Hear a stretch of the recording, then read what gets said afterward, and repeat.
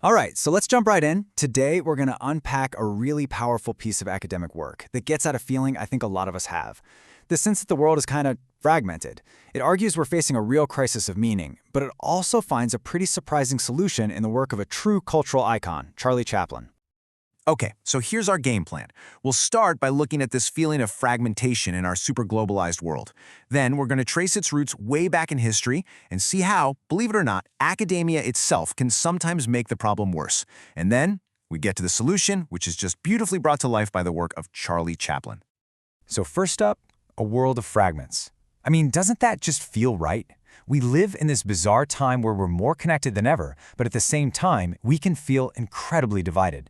We have access to everything, all the time, but does that give us a shared sense of purpose? That's really the big question here. In all this noise, where do we find meaning together?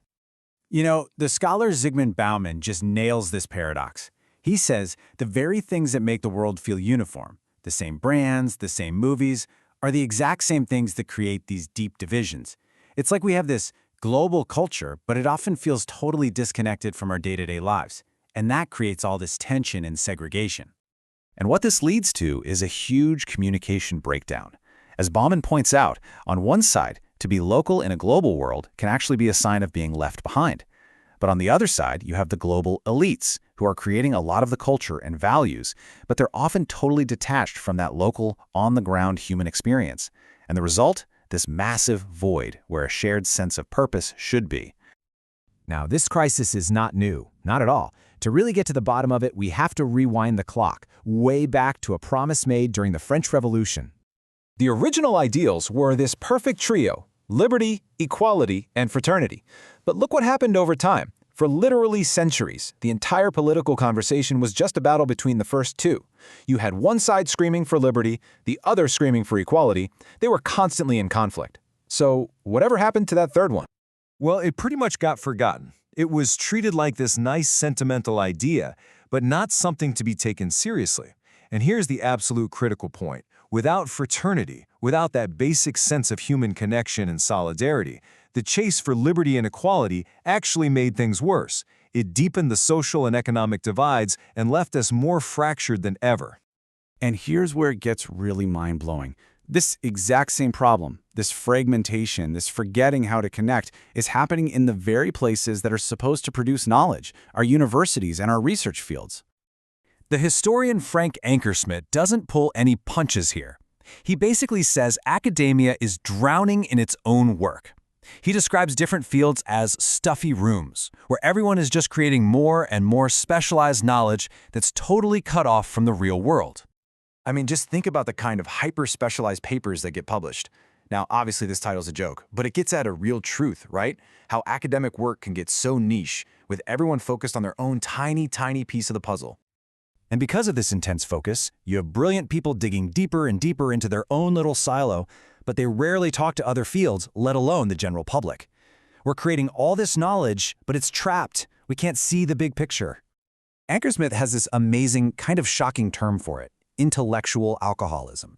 He describes it as this constant obsessive need for the next little niche intellectual drink, which in the end actually stops us from being able to see the world, the past, or the present with any real clarity.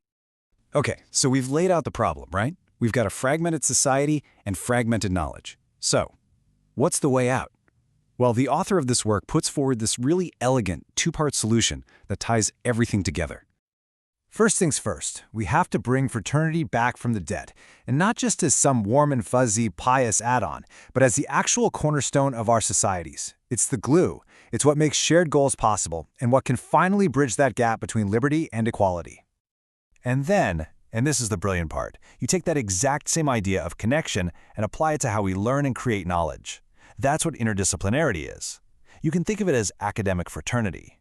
It's about different fields humbly talking to each other, working together to try and understand our ridiculously complex world. So, this all might be sounding a little abstract, but now we get to the fun part. We get to see how this all comes together in a real-world case study through the unforgettable, iconic figure of Charlie Chaplin's Little Tramp. Chaplin's own life was this incredible mix of contradictions. He went from extreme poverty to being one of the most famous people on the planet, and he poured all of that complexity into this one character. And just look at this table. It lays out the whole argument perfectly. In movie after movie, Chaplin's character is thrown into this cruel, dehumanizing modern world. You've got the assembly lines of modern times, the desperation of the kid, but what's his response every single time? He builds connections, he creates family, he shares what little he has. He finds meaning through fraternity, even when everything seems hopeless. And here is the real kicker. You can't possibly understand the genius of Chaplin's work if you're stuck in one of those stuffy rooms. His art is a direct response to industrialization, poverty, war. To really get it, you need all the lenses. You need history, art, sociology, economics, all of it. So what do we do with all this? Why does this analysis matter for us right here, right now? Well, its importance goes way beyond just a cool academic argument. For anyone in academia, this is a wake-up call to start tearing down the walls between departments. For anyone who studies art or film, it's a new way to see art as a powerful response to what's happening in the world. And honestly, for all of us, it's a really powerful model. It's a reminder that finding meaning isn't something you do alone, it's something we have to do together. It all comes back to this incredible quote from Ankersmit. It feels more urgent today than ever before, doesn't it? Whether that stuffy room is an academic field, a political echo chamber, or just our own social media feed, we all need to find a way to open the windows.